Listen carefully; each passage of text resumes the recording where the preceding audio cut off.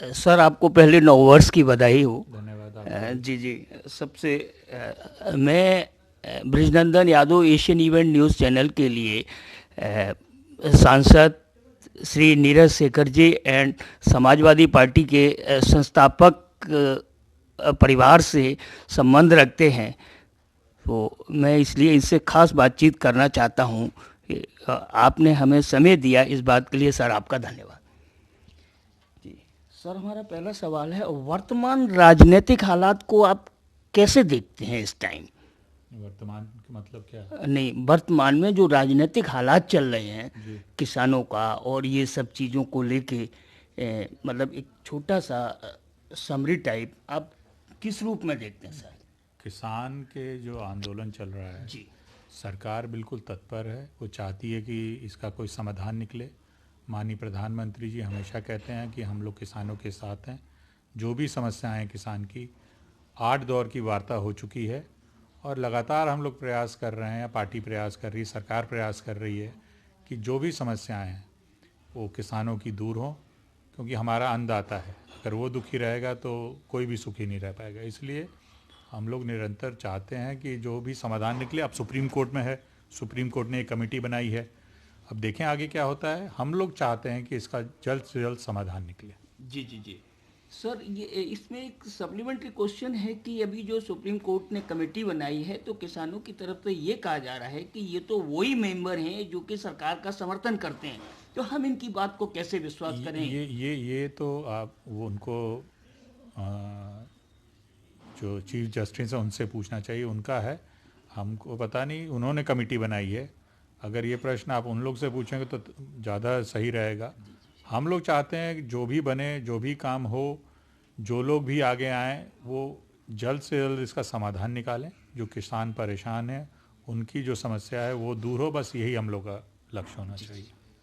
Sir, दूसरा एक सवाल है, आगामी 2022 के उत्तर प्रदेश विधानसभा में चुनाव होने हैं। जी। सर, इस बारे में आपके क्षेत्र में आपकी और पार्टी के साथ क्या रणनीति रहेगी सर? थोड़ा सा प्रकाश डाल दीजिए। हमारी पार्टी लगातार शुरू कर चुकी है। चुनाव का जो काम है वो शुरू कर चुकी है, अभी से नहीं, 5-6 महीनों से चल रहा है। ऐसी 82 सीटें हैं जहां पिछली बार भारतीय जनता पार्टी हारी थी। जी जी जी। और 82 सीटों पे हम लोग लगातार काम कर रहे हैं। वहाँ पर प्रतिनिधि भेजे गए हैं कि वहाँ जाकर काम करिए, किस तरह उन 82 सीटों को जीता जा सके। भारतीय जनता पार्टी के नेतृत्व चाहता है कि जो सीटें हैं वो तो जीती हैं, लेकिन जो जहाँ हम लोग नहीं जीते, क्या कारण थे, क्या उम्मीदवार होने चाहिए, कैसे हम लोग वहाँ जीत सकते हैं। मैं एक विधानसभा का प्रतिनिधित्व कर रहा हूँ, तो मैंने देखा कि अगर हम लोग थोड़ी मेहनत करेंगे तो उन सीटों पर भी भारतीय जनता पार्टी जीत सकती है। तो लगातार प्रयास हो रहा है, लोगों से मिलना, संगठन को और कैसे मजबूत करना, कार्यकर्ता, बूथ कार्यकर्ता को कैसे फिर से, जिस तरह बूथ लेवल से काम हो रहा है, तो मुझे पूरा विश्वास है कि 2022 में भी भारतीय जनता पार्टी 300 से ज़्यादा सीटों से आगे आएगी।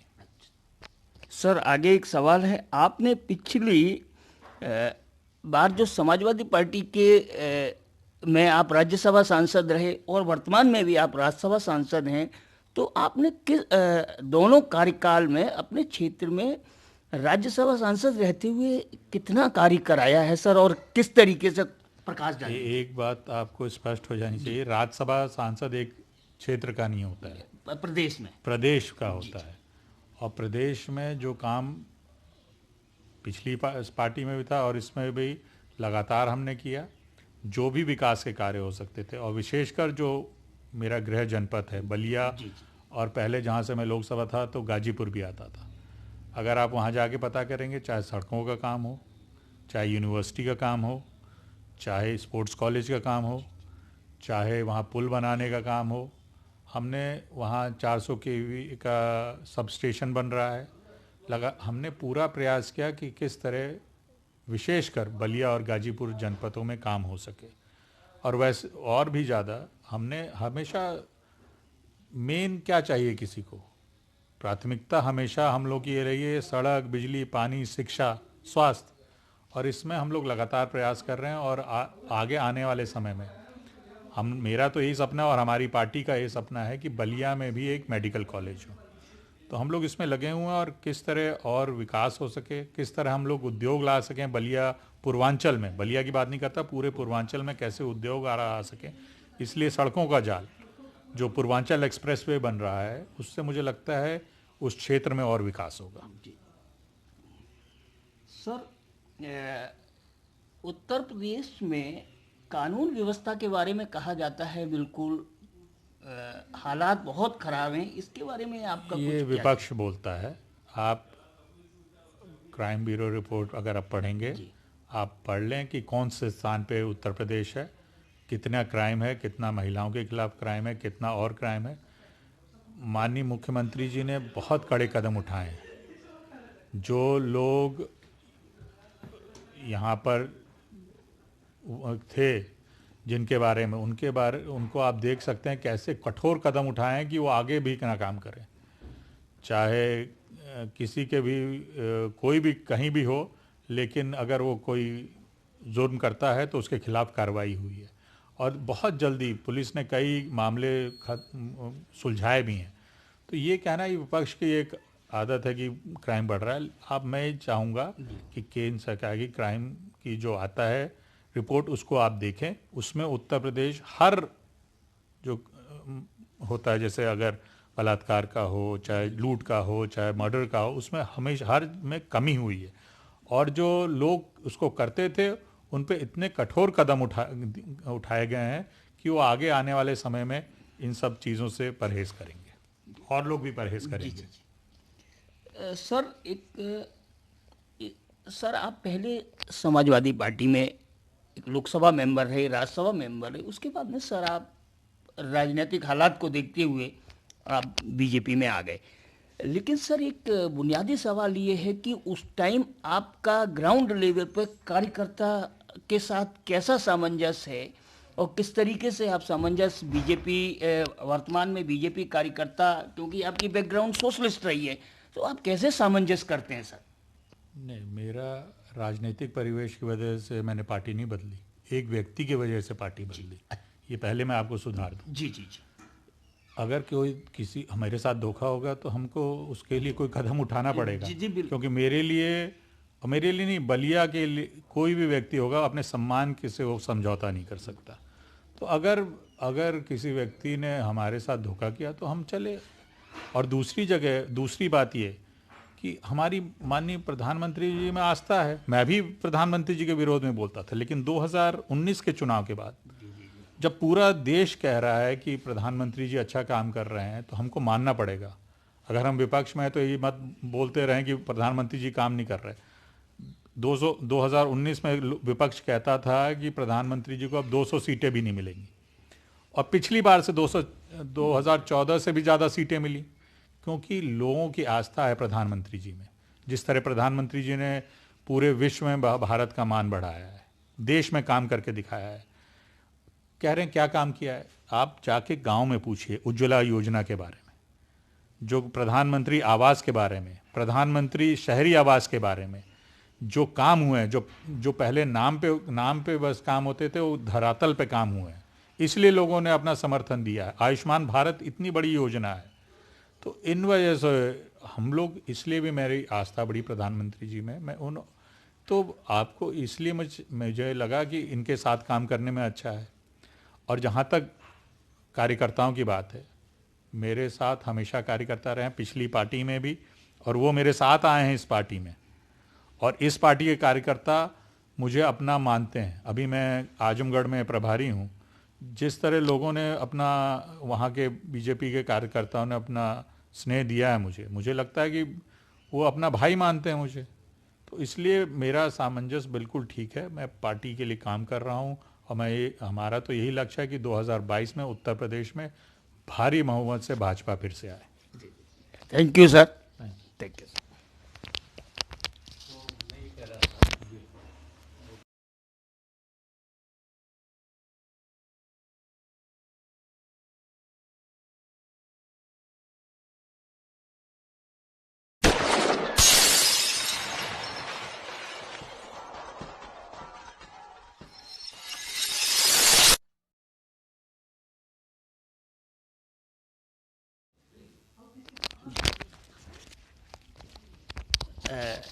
सर आपको पहले नववर्ष की बधाई हो। धन्यवाद आपका। जी जी। सबसे मैं Brijnandan Yadav Asian event news channel के लिए सांसद श्री नीरज शेखर जी एंड समाजवादी पार्टी के संस्थापक परिवार से संबंध रखते हैं, तो मैं इसलिए इनसे खास बातचीत करना चाहता हूं। आपने हमें समय दिया, इस बात के लिए सर आपका धन्यवाद। जी सर, हमारा पहला सवाल है, वर्तमान राजनीतिक हालात को आप कैसे देखते हैं इस टाइम? वर्तमान का मतलब क्या है? नहीं, वर्तमान में जो राजनीतिक हालात चल रहे हैं जी। किसानों का और ये सब चीज़ों को लेके, मतलब एक छोटा सा समरी टाइप आप किस रूप में देखते हैं सर? किसान के जो आंदोलन चल रहा है, जी सरकार बिल्कुल तत्पर है। वो चाहती है कि इसका कोई समाधान निकले। माननीय प्रधानमंत्री जी हमेशा कहते हैं कि हम लोग किसानों के साथ हैं। जो भी समस्याएं हैं किसान की, 8 दौर की वार्ता हो चुकी है और लगातार हम लोग प्रयास कर रहे हैं, पार्टी प्रयास कर रही है, सरकार प्रयास कर रही है कि जो भी समस्याएं हैं वो किसानों की दूर हों, क्योंकि हमारा अन्नदाता है। अगर वो दुखी रहेगा तो कोई भी सुखी नहीं रह पाएगा। इसलिए हम लोग निरंतर चाहते हैं कि जो भी समाधान निकले। अब सुप्रीम कोर्ट में है, सुप्रीम कोर्ट ने एक कमेटी बनाई है, अब देखें आगे क्या होता है। हम लोग चाहते हैं कि इसका जल्द से जल्द समाधान निकले। जी जी जी। सर, ये इसमें एक सप्लीमेंट्री क्वेश्चन है कि अभी जो सुप्रीम कोर्ट ने कमेटी बनाई है, तो किसानों की तरफ से ये कहा जा रहा है कि ये तो वही मेंबर हैं जो कि सरकार का समर्थन करते हैं, तो हम इनकी बात को कैसे विश्वास करें? ये तो आप वो उनको जो चीफ जस्टिस है उनसे पूछना चाहिए, उनका है, हमको पता नहीं। उन्होंने कमेटी बनाई है। अगर ये प्रश्न आप उन लोग से पूछेंगे तो ज़्यादा सही रहेगा। हम लोग चाहते हैं कि जो भी बने, जो भी काम हो, जो लोग भी आगे आएँ, वो जल्द से जल्द इसका समाधान निकालें। जो किसान परेशान हैं, उनकी जो समस्या है वो दूर हो, बस यही हम लोग का लक्ष्य होना चाहिए। सर, दूसरा एक सवाल है, आगामी 2022 के उत्तर प्रदेश विधानसभा में चुनाव होने हैं। जी। सर, इस बारे में आपके क्षेत्र में आपकी और पार्टी के साथ क्या रणनीति रहेगी सर? थोड़ा सा प्रकाश डाल दीजिए। हमारी पार्टी लगातार शुरू कर चुकी है। चुनाव का जो काम है वो शुरू कर चुकी है, अभी से नहीं, 5-6 महीनों से चल रहा है। ऐसी 82 सीटें हैं जहां पिछली बार भारतीय जनता पार्टी हारी थी। जी जी जी। और 82 सीटों पे हम लोग लगातार काम कर रहे हैं। वहाँ पर प्रतिनिधि भेजे गए हैं कि वहाँ जाकर काम करिए, किस तरह उन 82 सीटों को जीता जा सके। भारतीय जनता पार्टी के नेतृत्व चाहता है कि जो सीटें हैं वो तो जीती हैं, लेकिन जो जहाँ हम लोग नहीं जीते, क्या कारण थे, क्या उम्मीदवार होने चाहिए, कैसे हम लोग वहाँ जीत सकते हैं। मैं एक विधानसभा का प्रतिनिधित्व कर रहा हूँ, तो मैंने देखा कि अगर हम लोग थोड़ी मेहनत करेंगे तो उन सीटों पर भी भारतीय जनता पार्टी जीत सकती है। तो लगातार प्रयास हो रहा है, लोगों से मिलना, संगठन को और कैसे मजबूत करना, कार्यकर्ता, बूथ कार्यकर्ता को कैसे फिर से, जिस तरह बूथ लेवल से काम हो रहा है, तो मुझे पूरा विश्वास है कि 2022 में भी भारतीय जनता पार्टी 300 से ज़्यादा सीटों से आगे आएगी। सर, आगे एक सवाल है, आपने पिछली बार जो समाजवादी पार्टी के में आप राज्यसभा सांसद रहे और वर्तमान में भी आप राज्यसभा सांसद हैं, तो आपने किस दोनों कार्यकाल में अपने क्षेत्र में राज्यसभा सांसद रहते हुए कितना कार्य कराया है सर, और किस तरीके से प्रकाश डालिए? एक बात आपको स्पष्ट हो जानी चाहिए, राज्यसभा सांसद एक क्षेत्र का नहीं होता है, प्रदेश में, प्रदेश का होता है।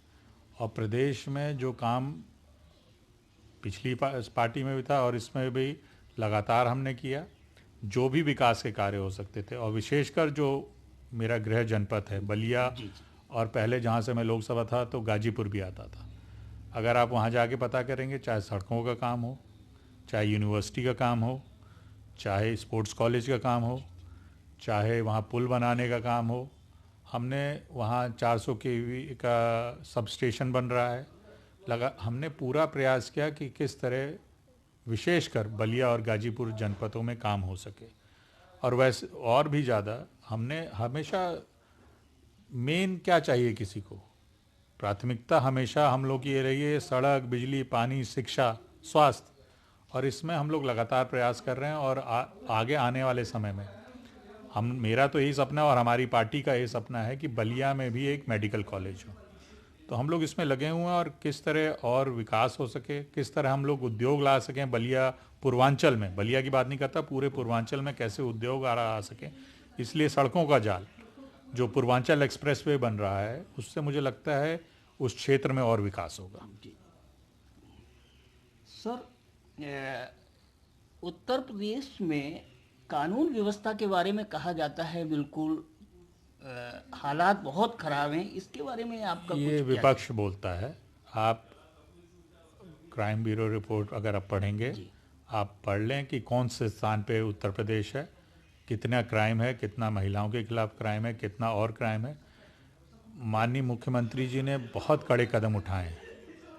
जो लोग यहाँ पर थे जिनके बारे में उनको आप देख सकते हैं कैसे कठोर कदम उठाए हैं कि वो आगे भी ना काम करें, चाहे किसी के भी कोई भी कहीं भी हो, लेकिन अगर वो कोई जुर्म करता है तो उसके खिलाफ कार्रवाई हुई है और बहुत जल्दी पुलिस ने कई मामले सुलझाए भी हैं।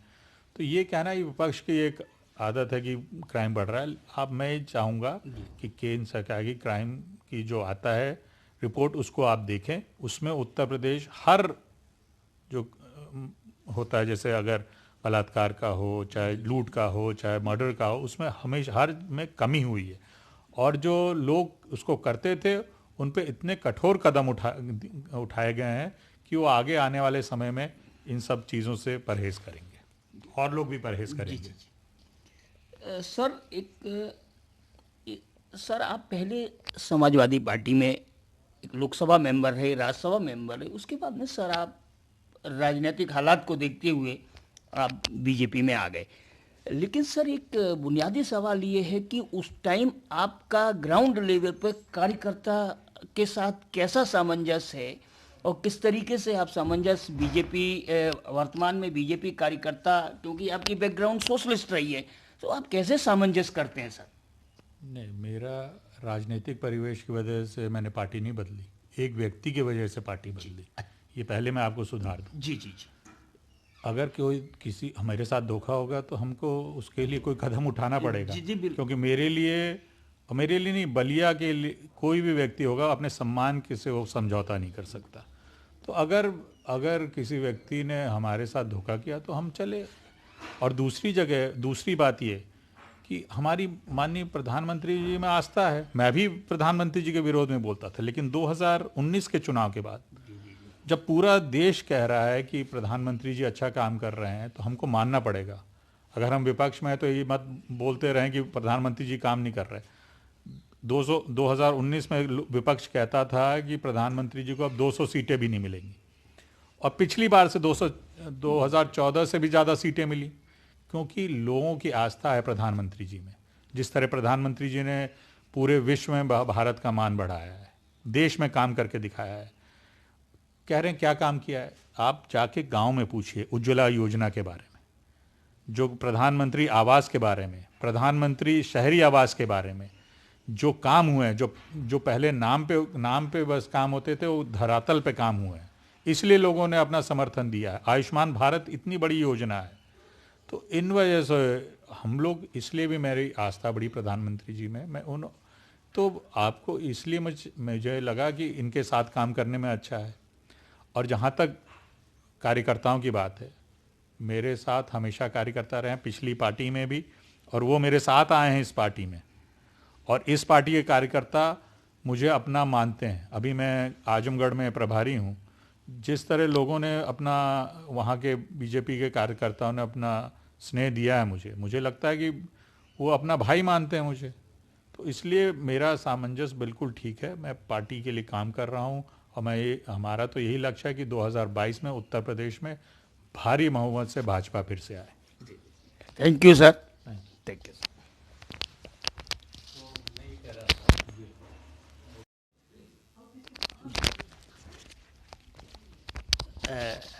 सर आपको पहले 9 वर्ष की बधाई हो। धन्यवाद। जी जी। सबसे मैं Brijnandan Yadav Asian event news channel के लिए सांसद श्री नीरज शेखर जी एंड समाजवादी पार्टी के संस्थापक परिवार से संबंध रखते हैं, तो मैं इसलिए इनसे खास बातचीत करना चाहता हूँ। आपने हमें समय दिया, इस बात के लिए सर आपका धन्यवाद। जी सर, हमारा पहला सवाल है, वर्तमान राजनीतिक हालात को आप कैसे देखते हैं इस टाइम?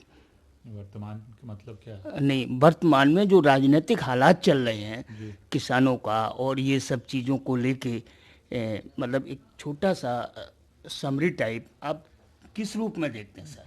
किसान के जो आंदोलन चल रहा है, जी सरकार बिल्कुल तत्पर है। वो चाहती है कि इसका कोई समाधान निकले। माननीय प्रधानमंत्री जी हमेशा कहते हैं कि हम लोग किसानों के साथ हैं। जो भी समस्याएं हैं किसान की, 8 दौर की वार्ता हो चुकी है और लगातार हम लोग प्रयास कर रहे हैं, पार्टी प्रयास कर रही है, सरकार प्रयास कर रही है कि जो भी समस्याएं हैं वो किसानों की दूर हों, क्योंकि हमारा अन्नदाता है। अगर वो दुखी रहेगा तो कोई भी सुखी नहीं रह पाएगा। इसलिए हम लोग निरंतर चाहते हैं कि जो भी समाधान निकले। अब सुप्रीम कोर्ट में है, सुप्रीम कोर्ट ने एक कमेटी बनाई है, अब देखें आगे क्या होता है। हम लोग चाहते हैं कि इसका जल्द से जल्द समाधान निकले। जी जी जी सर, ये इसमें एक सप्लीमेंट्री क्वेश्चन है कि अभी जो सुप्रीम कोर्ट ने कमेटी बनाई है, तो किसानों की तरफ से ये कहा जा रहा है कि ये तो वही मेंबर हैं जो कि सरकार का समर्थन करते हैं, तो हम इनकी बात को कैसे विश्वास करें? ये तो आप वो उनको जो चीफ जस्टिस है उनसे पूछना चाहिए, उनका है, हमको पता नहीं। उन्होंने कमेटी बनाई है। अगर ये प्रश्न आप उन लोग से पूछेंगे तो ज़्यादा सही रहेगा। हम लोग चाहते हैं कि जो भी बने, जो भी काम हो, जो लोग भी आगे आएँ, वो जल्द से जल्द इसका समाधान निकालें। जो किसान परेशान हैं, उनकी जो समस्या है वो दूर हो, बस यही हम लोग का लक्ष्य होना चाहिए। सर, दूसरा एक सवाल है, आगामी 2022 के उत्तर प्रदेश विधानसभा में चुनाव होने हैं। जी। सर, इस बारे में आपके क्षेत्र में आपकी और पार्टी के साथ क्या रणनीति रहेगी सर? थोड़ा सा प्रकाश डाल दीजिए। हमारी पार्टी लगातार शुरू कर चुकी है, चुनाव का जो काम है वो शुरू कर चुकी है। अभी से नहीं, 5-6 महीनों से चल रहा है। ऐसी 82 सीटें हैं जहां पिछली बार भारतीय जनता पार्टी हारी थी। जी जी जी और 82 सीटों पे हम लोग लगातार काम कर रहे हैं। वहाँ पर प्रतिनिधि भेजे गए हैं कि वहाँ जाकर काम करिए, किस तरह उन 82 सीटों को जीता जा सके। भारतीय जनता पार्टी के नेतृत्व चाहता है कि जो सीटें हैं वो तो जीती हैं, लेकिन जो जहाँ हम लोग नहीं जीते, क्या कारण थे, क्या उम्मीदवार होने चाहिए, कैसे हम लोग वहाँ जीत सकते हैं। मैं एक विधानसभा का प्रतिनिधित्व कर रहा हूँ, तो मैंने देखा कि अगर हम लोग थोड़ी मेहनत करेंगे तो उन सीटों पर भी भारतीय जनता पार्टी जीत सकती है। तो लगातार प्रयास हो रहा है, लोगों से मिलना, संगठन को और कैसे मजबूत करना, कार्यकर्ता, बूथ कार्यकर्ता को कैसे फिर से, जिस तरह बूथ लेवल से काम हो रहा है, मुझे पूरा विश्वास है कि 2022 में भी भारतीय जनता पार्टी 300 से ज़्यादा सीटों से आगे आएगी।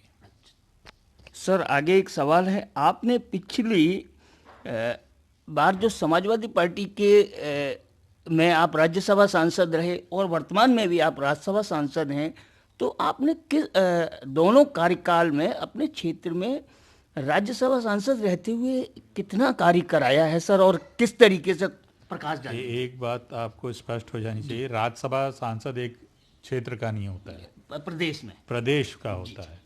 और प्रदेश में जो काम पिछली पार्टी में भी था और इसमें भी लगातार हमने किया, जो भी विकास के कार्य हो सकते थे, और विशेषकर जो मेरा गृह जनपद है बलिया, और पहले जहाँ से मैं लोकसभा था तो गाजीपुर भी आता था। अगर आप वहाँ जाके पता करेंगे, चाहे सड़कों का काम हो, चाहे यूनिवर्सिटी का काम हो, चाहे स्पोर्ट्स कॉलेज का काम हो, चाहे वहाँ पुल बनाने का काम हो, हमने वहाँ 400 केवी का सब स्टेशन बन रहा है। हमने पूरा प्रयास किया कि किस तरह विशेषकर बलिया और गाजीपुर जनपदों में काम हो सके। और वैसे और भी ज़्यादा हमने हमेशा, मेन क्या चाहिए किसी को, प्राथमिकता हमेशा हम लोग की ये रही है, सड़क, बिजली, पानी, शिक्षा, स्वास्थ्य। और इसमें हम लोग लगातार प्रयास कर रहे हैं। और आगे आने वाले समय में मेरा तो यही सपना है और हमारी पार्टी का ये सपना है कि बलिया में भी एक मेडिकल कॉलेज हो। तो हम लोग इसमें लगे हुए हैं, और किस तरह और विकास हो सके, किस तरह हम लोग उद्योग ला सकें बलिया पूर्वांचल में, बलिया की बात नहीं करता, पूरे पूर्वांचल में कैसे उद्योग आ सके। इसलिए सड़कों का जाल जो पूर्वांचल एक्सप्रेसवे बन रहा है, उससे मुझे लगता है उस क्षेत्र में और विकास होगा। सर, उत्तर प्रदेश में कानून व्यवस्था के बारे में कहा जाता है बिल्कुल हालात बहुत खराब हैं, इसके बारे में आपका ये कुछ विपक्ष बोलता है। आप क्राइम ब्यूरो रिपोर्ट अगर आप पढ़ेंगे, आप पढ़ लें कि कौन से स्थान पे उत्तर प्रदेश है, कितना क्राइम है, कितना महिलाओं के खिलाफ क्राइम है, कितना और क्राइम है। माननीय मुख्यमंत्री जी ने बहुत कड़े कदम उठाए हैं। जो लोग यहाँ पर थे जिनके बारे में उनको आप देख सकते हैं कैसे कठोर कदम उठाए हैं कि वो आगे भी ना काम करें, चाहे किसी के भी कोई भी कहीं भी हो, लेकिन अगर वो कोई जुर्म करता है तो उसके खिलाफ कार्रवाई हुई है, और बहुत जल्दी पुलिस ने कई मामले सुलझाए भी हैं। तो ये कहना ये विपक्ष की एक आदत है कि क्राइम बढ़ रहा है। अब मैं चाहूँगा कि केंद्र सरकार की क्राइम की जो आता है रिपोर्ट, उसको आप देखें। उसमें उत्तर प्रदेश हर जो होता है, जैसे अगर बलात्कार का हो, चाहे लूट का हो, चाहे मर्डर का हो, उसमें हमेशा हर में कमी हुई है। और जो लोग उसको करते थे उन पे इतने कठोर कदम उठाए गए हैं कि वो आगे आने वाले समय में इन सब चीज़ों से परहेज करेंगे, और लोग भी परहेज करेंगे। सर, सर आप पहले समाजवादी पार्टी में एक लोकसभा मेंबर रहे, राज्यसभा मेंबर रहे, उसके बाद में सर आप राजनीतिक हालात को देखते हुए आप बीजेपी में आ गए। लेकिन सर एक बुनियादी सवाल ये है कि उस टाइम आपका ग्राउंड लेवल पर कार्यकर्ता के साथ कैसा सामंजस्य है, और किस तरीके से आप सामंजस्य बीजेपी वर्तमान में बीजेपी कार्यकर्ता, क्योंकि आपकी बैकग्राउंड सोशलिस्ट रही है, तो आप कैसे सामंजस्य करते हैं सर? नहीं, मेरा राजनीतिक परिवेश की वजह से मैंने पार्टी नहीं बदली, एक व्यक्ति की वजह से पार्टी बदली। ये पहले मैं आपको सुधार दूं। जी जी जी। अगर कोई किसी हमारे साथ धोखा होगा तो हमको उसके लिए कोई कदम उठाना पड़ेगा। जी, क्योंकि मेरे लिए नहीं, बलिया के लिए कोई भी व्यक्ति होगा अपने सम्मान से वो समझौता नहीं कर सकता। तो अगर किसी व्यक्ति ने हमारे साथ धोखा किया तो हम चले। और दूसरी बात ये कि हमारी माननीय प्रधानमंत्री जी में आस्था है। मैं भी प्रधानमंत्री जी के विरोध में बोलता था, लेकिन 2019 के चुनाव के बाद जब पूरा देश कह रहा है कि प्रधानमंत्री जी अच्छा काम कर रहे हैं, तो हमको मानना पड़ेगा। अगर हम विपक्ष में हैं तो ये मत बोलते रहें कि प्रधानमंत्री जी काम नहीं कर रहे। 2019 में विपक्ष कहता था कि प्रधानमंत्री जी को अब 200 सीटें भी नहीं मिलेंगी, और पिछली बार से 2014 से भी ज़्यादा सीटें मिली, क्योंकि लोगों की आस्था है प्रधानमंत्री जी में। जिस तरह प्रधानमंत्री जी ने पूरे विश्व में भारत का मान बढ़ाया है, देश में काम करके दिखाया है। कह रहे हैं क्या काम किया है, आप जाके गांव में पूछिए उज्ज्वला योजना के बारे में, जो प्रधानमंत्री आवास के बारे में, प्रधानमंत्री शहरी आवास के बारे में जो काम हुए हैं, जो पहले नाम पे बस काम होते थे, वो धरातल पे काम हुए हैं। इसलिए लोगों ने अपना समर्थन दिया है। आयुष्मान भारत इतनी बड़ी योजना है, तो इन वजह से हम लोग, इसलिए भी मेरी आस्था बड़ी प्रधानमंत्री जी में। तो आपको इसलिए मुझे लगा कि इनके साथ काम करने में अच्छा है। और जहाँ तक कार्यकर्ताओं की बात है, मेरे साथ हमेशा कार्यकर्ता रहे हैं, पिछली पार्टी में भी, और वो मेरे साथ आए हैं इस पार्टी में, और इस पार्टी के कार्यकर्ता मुझे अपना मानते हैं। अभी मैं आजमगढ़ में प्रभारी हूँ। जिस तरह लोगों ने अपना, वहाँ के बीजेपी के कार्यकर्ताओं ने अपना स्नेह दिया है मुझे लगता है कि वो अपना भाई मानते हैं मुझे। तो इसलिए मेरा सामंजस्य बिल्कुल ठीक है। मैं पार्टी के लिए काम कर रहा हूँ, और हमारा तो यही लक्ष्य है कि 2022 में उत्तर प्रदेश में भारी बहुमत से भाजपा फिर से आए। Thank you sir. Thank you.